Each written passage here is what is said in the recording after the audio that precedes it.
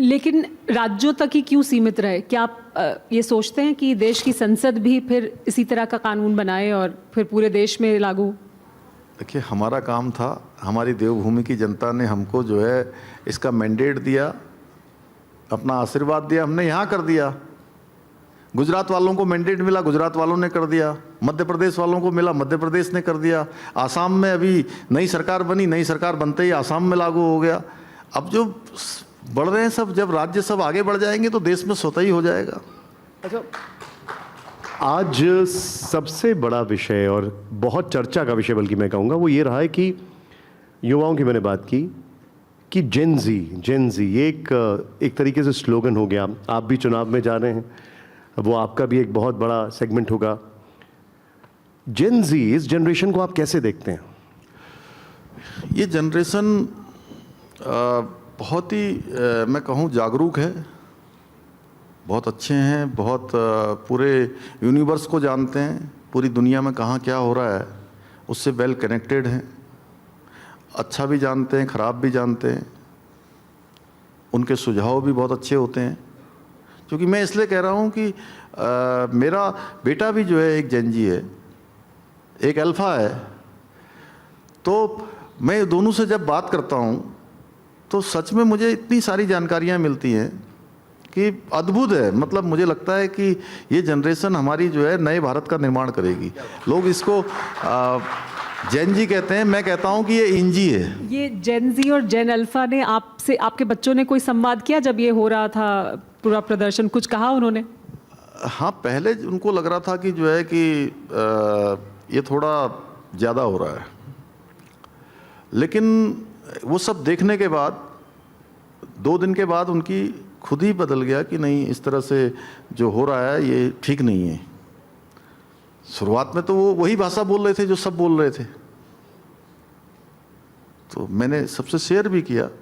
शुरुआत में वही हुआ, लेकिन 2 दिन के बाद तीसरे दिन जब वो हिंसा का दौर शुरू हुआ, तमाम प्रकार की चीज़ें हुई, बहुत ज़्यादा असंस्कारित चीज़ें हो गई, जिसको जो है हमारे देश में जिसको थोड़ा लोग बहुत अच्छा नहीं मानते हैं, तो वो अच्छा नहीं लग रहा था। फिर मुझे लगा कि ये दिशा बदल गई है, तो मुझे लगा कि लोग अब ये जो जेन जी, जिसको मैं इंजी कहता हूँ, इंडियन जनरेशन, अच्छा, तो ये जनरेशन अब समझ रही है कि सही दिशा क्या है और किस दिशा में जाना है। और इनसे संवाद होता रहे, इनसे बातचीत होती रहे, इनके विचारों पर, सुझावों पर अगर हम अमल करते रहें, अपने कार्यक्रमों में शामिल करते रहें, तो इनके अंदर बहुत पोटेंशियल है, बहुत ये लोग कर सकते हैं। और जेन जी देखिए, कोई ये आज जेन जी हम कह रहे हैं, कभी हम भी वैसे ही थे, आप भी वैसे ही थे।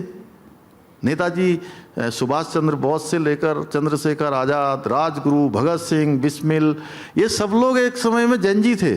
और उसी समय में इन्होंने जो है देश की आज़ादी के लिए हंसते हंसते फांसी के फंदों को चूम लिया। किसी ने जो है 7 समुंदर पार जाके जो है शहीद उधम सिंह का नाम आप लोगों ने सुना होगा। जलियांवाला बाग कांड के विरोध में जाकर वहाँ पर जो है सीधे वहाँ जाके उड़ा दिया उन्होंने। इतने 19 सालों तक अपने सीने के अंदर उस दर्द को जो है छिपाए रखा, उस गुस्से को पालते रहे। तो सब दौर में ही रहे। और एक समय में हमारे देश के प्रधानमंत्री रहे चंद्रशेखर जी, उनको युवा नेता के रूप में उनकी पहचान बनी और उनको युवा तुर्क कहा जाता था।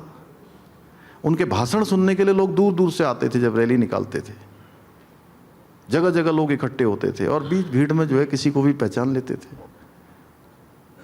आपने जो कहा संवाद वाली बात, उससे मुझे एकदम से एक थॉट आया कि हमारे प्रधानमंत्री जी ने भी कहा कि इनसे संवाद करना चाहिए। उन्होंने इनको माफ़ कर दिया। उन्होंने तो एक उदाहरण भी दिया कि अगर दांतों के बीच में ज़ुबान आ जाती है तो दांत नहीं तोड़ देते हैं।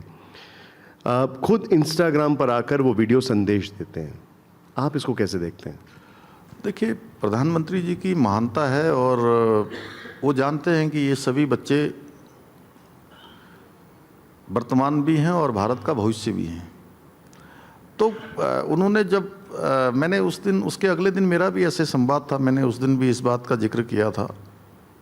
उन्होंने कहा कि बच्चे भी अपने हैं, सरकार भी बच्चों की है, तो उनके बीच में कम्युनिकेशन गैप क्यों होना चाहिए। तो प्रधानमंत्री जी की महानता है कि बच्चों के लिए उन्होंने करा, और किसी भी अभिभावक को जो करना चाहिए वो प्रधानमंत्री जी ने किया। आप ये बात कह रहे हैं कि करना चाहिए संवाद, और युवाओं से हम बात नहीं करेंगे तो आगे की दिशा क्या देश देख पाएगा। प्रधानमंत्री ये कह रहे हैं, संघ प्रमुख मोहन भागवत जी ने कहा कि संवाद करना चाहिए। उन्होंने कहा मैं आंख मूंद के विश्वास करता हूं इस जनरेशन पर। लेकिन फिर दूसरी तरफ बीजेपी के ही कुछ नेता हैं जिनकी अलग तरह की भाषा है इस जनरेशन के लिए, या उनके लिए वो कह रहे हैं कि वायरस है, कोई कह रहा है कि देशद्रोही हैं, एक पूर्व सांसद हैं वो कह रहे हैं कि पंचर वाले हैं वहाँ बैठ गए हैं जाकर।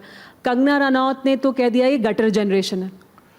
जब प्रधानमंत्री जी ने कहा, प्रधानमंत्री जी उनसे बात कर रहे हैं, संवाद कर रहे हैं, एक जो घर का अभिभावक, मुखिया, बड़े जो करते हैं वो प्रधानमंत्री जी कर रहे हैं। आप पूज्य सरसंघचालक जी का नाम मोहन भागवत जी का आपने कहा कि वो ऐसा कह रहे हैं, तो हमारे लिए तो वही पाथे है, लेकिन आप, हमारे लिए वही पाथे है।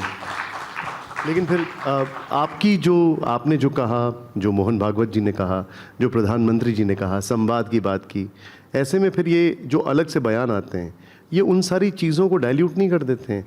ये कुछ समय के लिए ही सही, लेकिन टॉक ऑफ द टाउन तो बन ही जाते हैं। देखिए, लोगों के अपने अपने विचार होते हैं, वो उनको ऐसा माना जाना चाहिए कि वो संस्थागत विचार न होके व्यक्तिगत विचार, व्यक्तिगत अभिव्यक्ति हो सकती है, लेकिन संस्थागत चीज़ें कहिए जो देश में होना चाहिए, जो लोगों को करना चाहिए, वो उन बड़े लोगों से हम लोग सीखते हैं, बड़े लोगों का अनुसरण करते हैं और सभी लोग उसी दिशा में आगे बढ़ते हैं।